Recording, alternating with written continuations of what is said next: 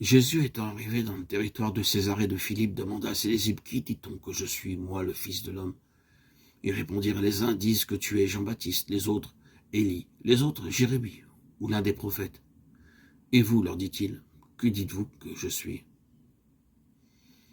Simon-Pierre répondit, « Tu es le Christ, le Fils de Dieu, vivant. » Jésus, reprenant la parole, lui dit, « Tu es heureux, Simon, fils de Jonas. Car ce ne sont pas la chair et le sang qui t'ont révélé cela, mais c'est mon Père qui est dans les cieux. Et moi je te dis que tu es Pierre, et que sur cette pierre je bâtirai mon église, et que les portes du séjour des morts ne prévaudront point contre elle. Je te donnerai les clés du royaume des cieux. Ce que tu liras sur la terre sera lié dans les cieux, et ce que tu délieras sur la terre sera délié dans les cieux. » Matthieu 16, 13, 19. Qui dit-on qu'est le Fils de l'homme? C'est la question que Jésus posa à ses disciples. Il n'y avait pas de doute qu'il était le Fils de l'homme. Tout le monde, les Juifs et les gentils, le savaient et le reconnaissaient en tant que tel. La question qui se posait, ce n'était pas de savoir si le Seigneur Jésus était le Fils de l'homme, mais qui était ce Fils de l'homme? Le Seigneur ne se préoccupait pas de sa réputation, il voulait simplement savoir ce que disaient les hommes au sujet de ce qu'il était. Alors, qu'est-ce que les hommes ont dit de lui? Ses opposants déclaraient qu'il était possédé par un démon, ou bien qu'il mangeait et buvait avec les publicains. Certains disaient que c'était Jean-Baptiste, d'autres que c'était Élie, et d'autres encore Jérémie ou l'un des prophètes. Nicodème disait que c'était un docteur de la loi venu de Dieu. Jean 3, 2.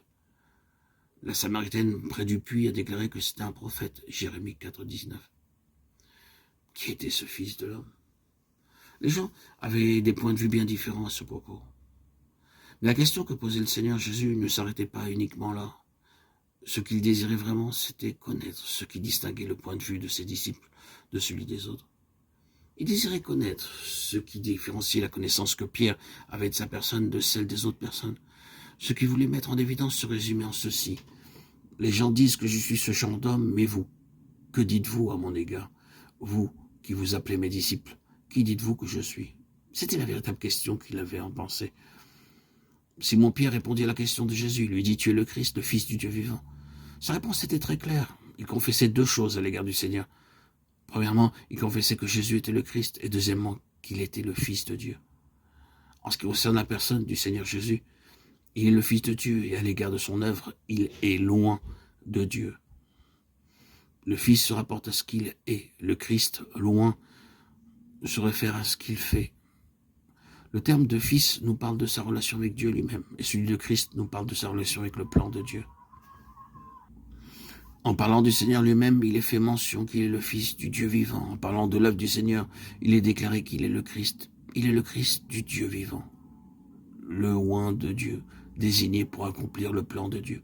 C'est la confession de Pierre et aussi notre confession à l'égard du Seigneur Jésus. Après la confession de Pierre, le Seigneur Jésus lui dit, « Tu es heureux, Simon, fils de Jonas, car ce ne sont pas la chair et le sang qui t'ont révélé cela, mais c'est mon Père qui est dans les cieux. » Matthieu 16, 17. Le Seigneur continue en déclarant, « Et moi je te dis ».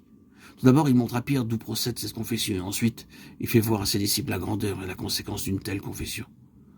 Que répondit le Seigneur à ses disciples? « Tu es Pierre, et sur cette pierre je bâtirai mon église, et les portes du séjour des morts ne prévaudront point contre elle. » Cette déclaration faite par notre Seigneur nous montre ce qu'est le fondement de l'Église.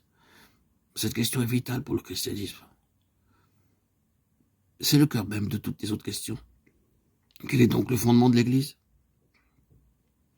Le Seigneur nous indique dans ce passage que l'Église est construite sur ce qu'il définit par ces termes. Ce rocher, le fondement de l'Église est donc ce rocher dont parle le Seigneur. En grec, ce terme pierre signifie rocher, pétra. Il sert à désigner le matériau utilisé pour la construction de vastes ouvrages, par exemple temple, pont. Ce mot est différent du prénom Pierre, Pétros, qui signifie pierre.